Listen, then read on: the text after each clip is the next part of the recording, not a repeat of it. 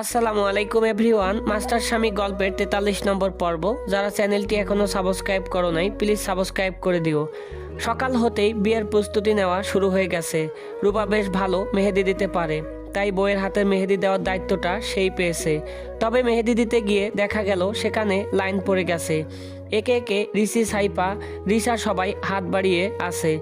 ঋষিকে দেখে রূপা বলে, এই সর, তোকে মেহেদি দিয়ে দেব না। বিবাহিত মহিলাদের আমি মেহেদি দিয়ে দেই না। এতে ঋষি মন খারাপ করে ভাং ধরে বলে, এভাবে বলতে পারলি? আমার বিয়ের সময় তো মেহেদি দিতে পারিনি, আমার শখটা পূরণ করে দে।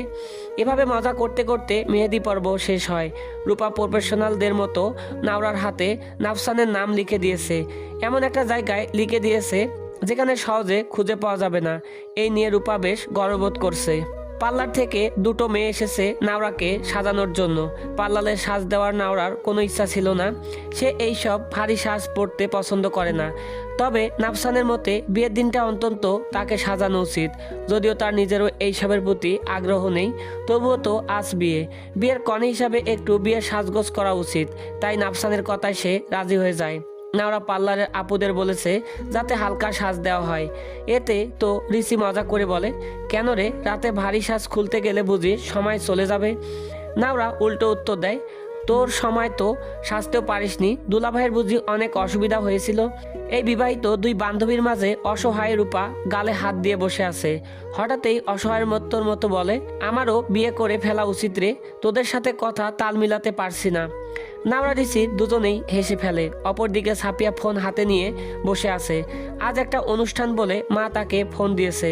ফোন হাতে পেয়ে সে সবার আগে নাহিলকে মেসেজ দিয়েছে। তার প্রথম মেসেজটাই ছিল, আপনারা তাড়াতাড়ি চলে আসবেন, আপনাকে আজ একটা গুরুত্বপূর্ণ কথা জানানোর আছে। বন্ধ এই অ্যাকাউন্টটা এতদিন পর অন করতে দেখে নাহিল মেসেজের অপেক্ষায় করছিল। যত সময়ে মেসেজ চলে এসেছে, নাহিল মেসেজটা দেখা হয়তো কিছুটা আন্দাজ করে ফেলে। তাই তো তার মুখ হাসি ফুটে ওঠে। সে মেসেজটা দেখে আর কোনো উত্তর দেয় না। মামা চেয়েছিল বেশ বড় আয়োজন করতে। নিজের ভাগ্নি বলে তার বিয়েতে কোনো কিছু কমতি রাখতে চাননি, কিন্তু ছোট পরিসরে বিয়েটা হওয়ায় বড় আয়োজন করা হয়নি। তবে বাসাতেই সবার খাবারের বেশ ভালো আয়োজন করা হয়েছে। নাওরাকে শাড়ি পরিয়ে দেওয়া হয়েছে। এরপর মেকআপ কাজ শেষ করে গয়না পরানো হবে। ঠিক তখনই রুবিনা বেগম হতে ছোট ছোট দুটো বক্স নিয়ে আসে। নাওরা দেখে বলে, এগুলো কি মামি? রুবিনা বেগম বক্স খুলতেই সেখানে কিছু গহনা দেখে।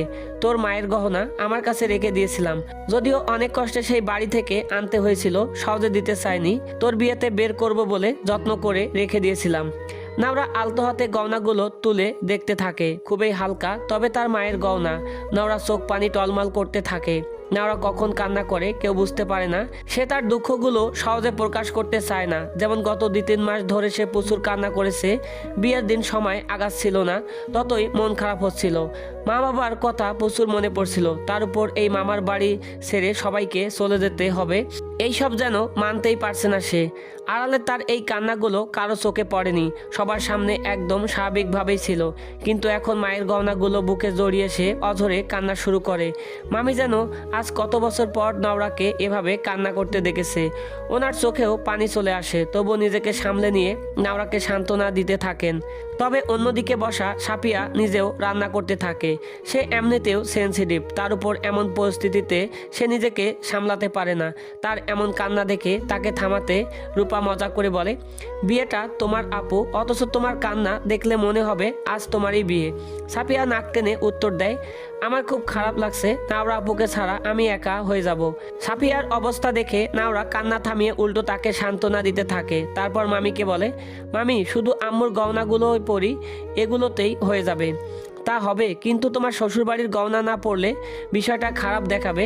কিন্তু আমি আম্মুরগুলোই পরবো। আচ্ছা আপাতত পর, দেখি কি বলে সবাই। তারপর তিনি একটু ইতস্তর করতে থাকেন। তার দেখে নাওরা বলে, মামি কিছু বলতে চাচ্ছ? মামি একটু ইতস্তর করে শাড়ি আড়াল থেকে একটা পাতলা স্বর্ণের চেন বের করেন। আসলে তেমন সামর্থ্য নেই আমাদের, তোর মামা এইটা তোর জন্য বানাতে দিয়েছিল, মানে অনেক ছোট। মামির কথা শেষ হওয়ার আগেই নাওরা ওনার বুকে হামলে ধরে কান্না করতে থাকে। আজ যেন সে তার কান্না থামাতেই পারছে না। কান্নারত স্বরে বলে, আমাকে তোমরা পর করে দিচ্ছ মামি, আমি বিয়ে করব না, আমার কিছু লাগবে না।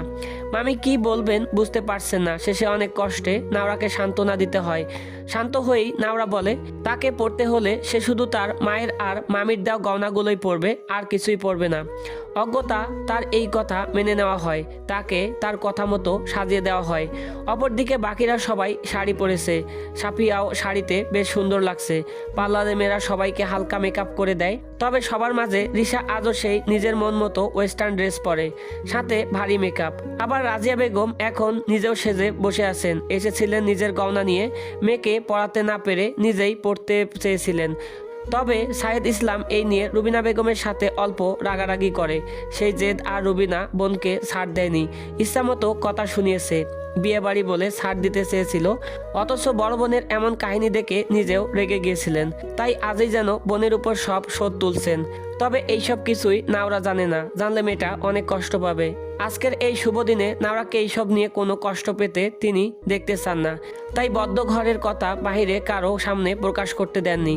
নাফসানের রুমে 3 ভাই মিলে সাজতে বসেছে। তাদের সাজ বলতে জাস্ট পায়জামা পাঞ্জাবি পরে বসে থাকা। নাফসান হাতে ফোন নিয়ে খুব মনোযোগ সহকারে দিয়ে কারোর সাথে কথা বলছে।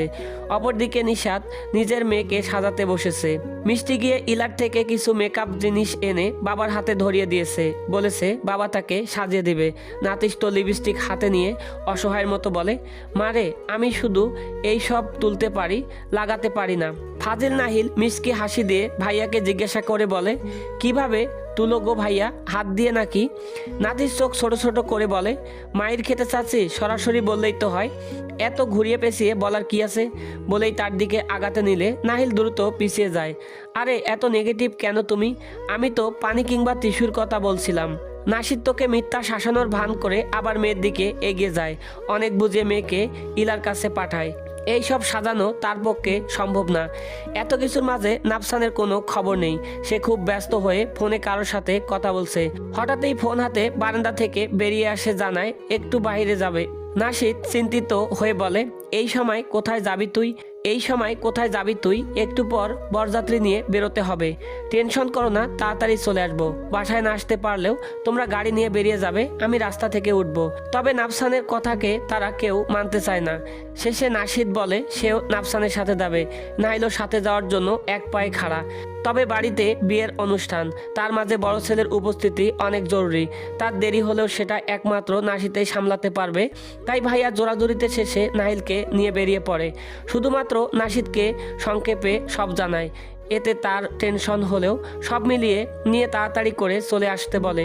নাফসানও মাথা নেড়ে নাহিলকে সাথে নিয়ে বেরিয়ে পড়ে। অপরদিকে মাহমুদা বেগম মেহেরিন সহ সবাইকে নিয়ে বিয়ে বাড়ি থেকে কাজে ব্যস্ত। বউ বাড়িতে আনার পর অনেক কাজ, সেসবের ব্যবস্থা করছেন। রাশেদুল খান মেহমানদের নিয়ে ব্যস্ত। এর মাঝে সে বাড়ির ছেলে দুটো বাহিরে বেরিয়ে গেছে, সেটা তারা জানতেও পারেনি।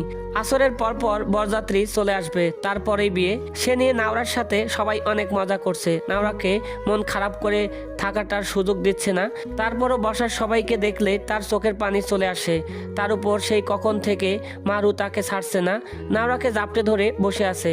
নির্দিষ্ট সময় হয়ে গেলেও বরযাত্রী আসার কোনো খবর নেই। সাইদ ইসলাম ফোন দিয়ে জানতে পারেন নাফসান নাকি বাড়িতে নেই, বাহিরে গিয়েছিল, এখনো আসেনি। ফোন করেও কোনো খবর পাচ্ছে না। নাওরাকে তিনি কিছুই জানায়নি, শুধু রুবিনা বেগমকে বলেছিলেন। সেটাও কোনোভাবে রিশা শুনে ফেলেছিল। সাথে সাথে রুমে গিয়ে নাওরার সামনে এসব বলতে থাকে, সাথে উল্টাপাল্টা অনেক কিছু। সিয়াম সব শুনে তখনই বেরিয়ে পড়ে, কারণ সেও নিজেও কিছু জানে না, নাফসানের থেকেই জেনেছিল। আরও কিছু সময় পার হলেও খবর পাওয়া যায় না।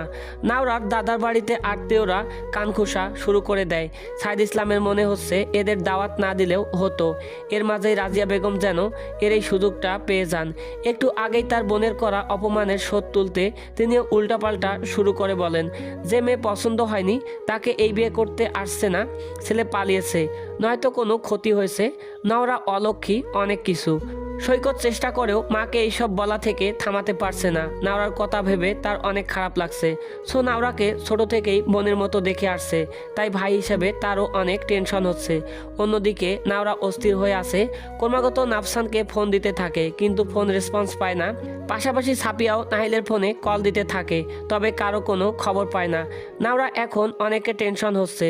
তাকে দেখতে আসার দিনও নাফসান আঘাত পেয়েছিল। আজও যদি নাওরা টেনশনে কান্না চলে আসে। শুধু মনে হচ্ছে নাফসানের সেই দেওয়া কথাটা বিষয়।